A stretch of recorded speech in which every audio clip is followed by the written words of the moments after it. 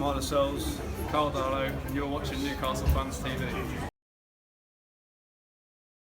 Yes! Hello Newcastle Fans TV. Newcastle United 3, Brentford 1. Fantastic, great result. Great first half performance as well. We'll get on that in a moment. We're going to start where we normally begin on Newcastle Fans TV, which will begin with the lineup. Surprises? Not massively. I did learn that Richie fell due to illness, wasn't in the matchday squad, and I knew on the previous night that Mbemba had posted on his Facebook page that he won't be taking part because of his injury that he picked up with the DR Congo. Right, so the lineup itself, if we have a look at that now, I was a little bit disappointed not to see Mitrovic come in at the side because all Toon fans have been shouting on that. I'd like to see two up top. I was happy though to see, unfortunately, Diarmé dropped to the bench and Perez come in as well. We'll come on to Perez in a moment. And then obviously on the right hand side that we had Atsu, we had Gouffran on the left, in the middle Colback and Shelvey, and the defence in the centre was Lascelles and Clark, left back Dummett, right back Anita, and then goal was Darlow with Gale up top. I know I've done it in like reverse fashion, haven't I? Right. So look, the lineup, I was fairly happy with it. It more or less picked itself, except for the Mitrovic situation, which I would have liked to see go. But the game started in blitzer form. Is that a word? It started in great form where we got two early goals from Gale and Clark. Very, very early. We're 2-0 up in the first 15 minutes. I'm thinking, yes, this is going to be pretty easy as long as we get the third goal. So it was very, very dominant in the first half by Newcastle. It was all one-way traffic.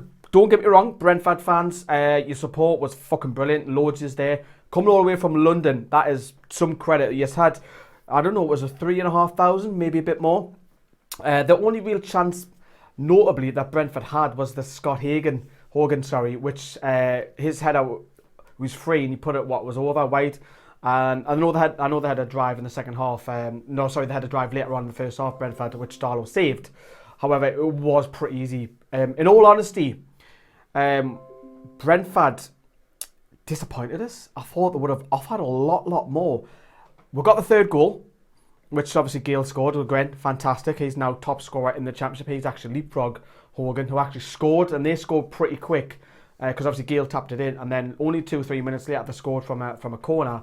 And that man, as I mentioned, he's there threat in the preview, and he scored. I think, oh fuck, 3-1. You're a little bit worried, But again, they were pretty poor, to be fair. Brentford, I didn't thought much of them. It was, the atmosphere was pretty lull, I have to say, for the last half an hour. It was pretty dull as well, the game itself, the last half an hour. Newcastle were just trying to keep possession throughout the whole of the last half an hour. And then we grinded out the win, which was well, I say grinded. First half were outstanding. The second half was pretty dull on both sides. Newcastle deserved the 3 points, in all honesty. We moved up to second in the league. This will depend on Huddersfield's result on Sunday. So if you are watching this result, we could be in third. If you are watching this video on Sunday or onwards, we could be sitting third or could be second. Norwich won 3-1 as well.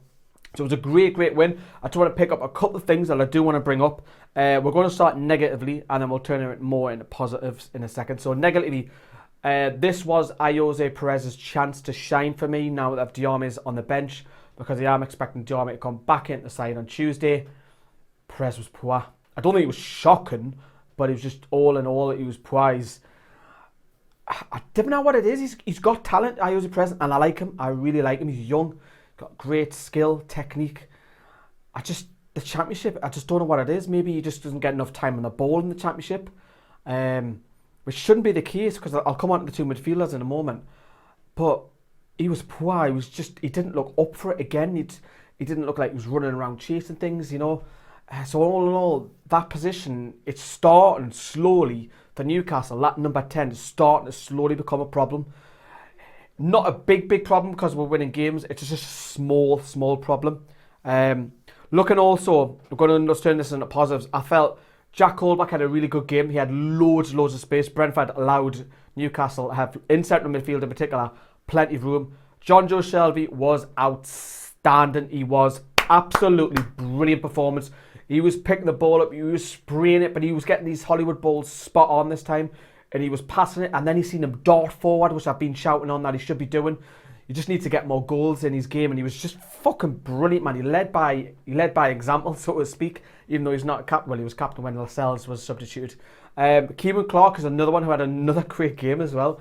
Our champion for Mbemba to come into this game. We know that Mbemba obviously put out late that he wouldn't be available just because of the rotation, but Clark again, he's him, and especially Clark is the best defender at the club at the minute.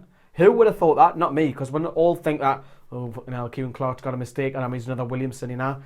So notable mentions there, I have to say that. Rafa got his tactics spot on. The crowd was singing in all full voice, Rafa Benitez and all of that, you know.